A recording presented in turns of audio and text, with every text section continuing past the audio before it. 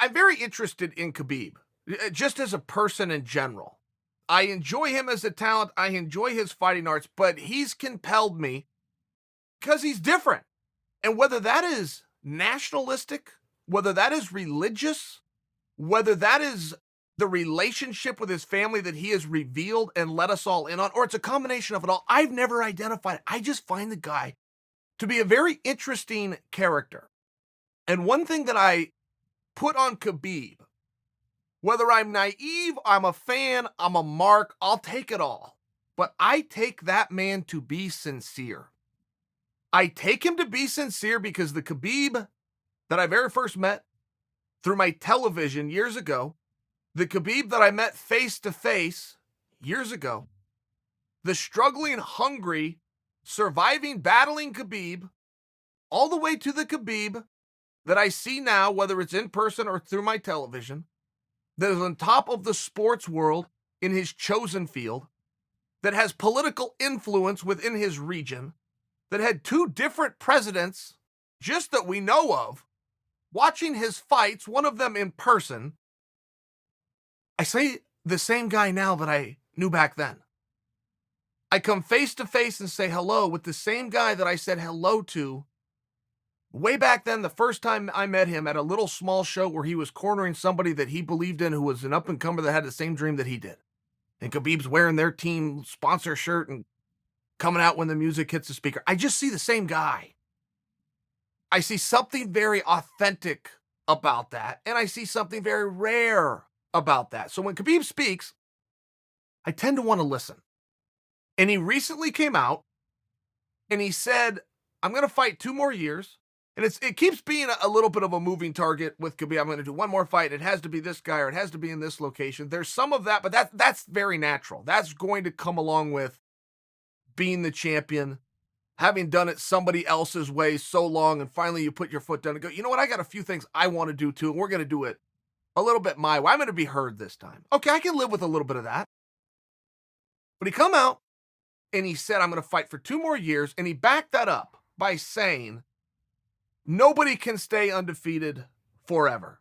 So it's important to get the fights in at the right time and get out. Now, that's his mindset and that's his belief. I'm okay with that. But I'm also okay with the fact that that mindset could change over time. If you were to look at somebody, just by example, who has influence over Khabib, it would be his teammate, the captain of his team, Daniel Cormier. Now, nobody questions Daniel's skills, his competitive fire, his courage, particularly the fact that he's done it at different weight classes with the best guys in the world.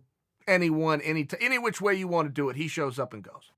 Tournament format, single event, 3-round fight, 5-round fight, any way you want to do it. He shows up and goes. But there is also something that needs to be given consideration to when you're complimenting Daniel Cormier, and that is his ability to extend his career. Daniel could walk out right now, and all the great things I said about him will be believed about him forever. Daniel could walk out 5 years from now. He will be walking out on a 5-loss streak. That's the way that goes. If you stay in the game too long, that's just the way it goes. Any sport. Basketball players aren't any different. They're just not baseball. Nobody's different. There's a time and there's a window, but it's all hindsight. You don't know what that time is or what that window is. People have been trying, stay on Daniel for just a second. People have been trying to push him out of the sport for a period of time now. As he was approaching 40, he began jumping and starting that narrative himself and saying, I got to be done with this sport by the time I'm 40. He's the better part of 41. Oh, and should I mention, he's about to fight for the biggest prize in all of combat, which is the World Heavyweight Championship. So that window that is largely pushed upon you by others, that you do start to feel internally, but that window is only something you can look back on in hindsight. And there is a real respect to the guys who can go out like Lennox Lewis or like George St. Pierre on top, but I can't really think of anyone else. I kind of have to stop right there.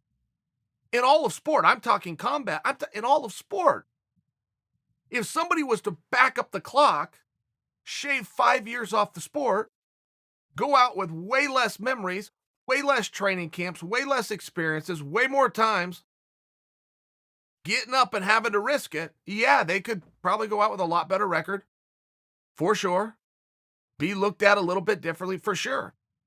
The guys from the sport that I came from, amateur wrestling, the guys that were the greats, up to 4-time state champions, national champions, full ride scholarships, NCAA, this or that, Olympic world, all the guys that did all these things that just couldn't lose, all have one thing in common. Their careers were over by the time they were 27 years old. Dan Gable, a guest of this program and a name that I would expect not only would you guys know, but that you would respect, has only ever stated one regret that I have ever heard. And he hasn't stated it for a couple of decades, but he has been on record to state his one and only regret. And that was that he quit competing at 23 years old. He wishes he would have gone on to 30 years old, just had more memories, regardless of what would have happened or championships that would have come or championships that would have been tarnished because he went on a losing streak. He wanted to have those memories. He wanted to have those opportunities. There's only so many times you can play the game. And he wished he would have played the game a few more times. Now, let's say he was done. His Peter peaked at 23 years old. Dan Gable was the NCAA champion and the world champion and the Olympic champion and everything from 23 to 30. He was coming in third and fourth and fifth, not getting out of the country, not making teams. Let's just say that's the way it went. Many people would then use that to tarnish his career. That's a very true thing, but I think that those people would be looking at it wrong. I think that there would need to be an additional pat on the back, that he continued to do something that he loved. It's very important to stay after something from every aspect, not only as an athlete. I'll even speak to you as a parent. I want my kids to stay with something for a meaningful period of time. I don't want them to get out when the going gets tough or even when the blue ribbons quit coming in. One thing that I believe is terrible for young people, and now I'm switching from parent, I'm switching over to coach. One thing I do not like young people, particularly in my community, to have is free time. I want them staying busy. I want them being taught a skill, and above all else, I want them coming home tired. I believe in that. And I don't think that should end at 18 when a guy's a senior in high school, or that it should end at 23 when he's a senior in college, or even when he's 30 years old. I don't think that free time is a good thing for us to have as human beings. If you can occupy yourself with something, that's good for not only yourself, but for your community. My own belief.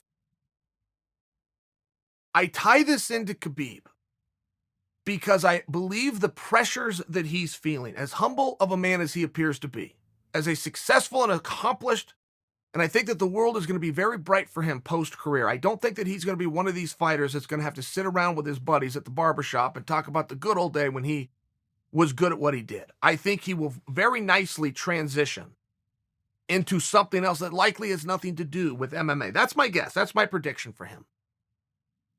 But for any athlete who listens to people post-career that only remember the negative, you're not understanding human nature. That's what we do as human beings.